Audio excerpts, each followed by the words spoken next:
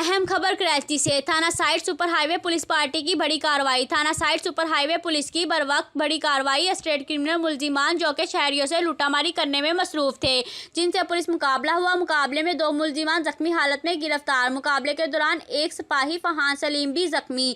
गिरफ्तार मुलजिमान के कब्जे से असलहा, एमुनेशन और शहरियों से छीने हुए मोबाइल फोन, मोटरसाइकिल और नकदी रकम बरामद। 2 तरफा फायरिंग में 2 मुलजिमान जख्मी हालत में गिरफ्तार, जिनकी शिनाख्त फरहान और शेरजान के नामों से हुई।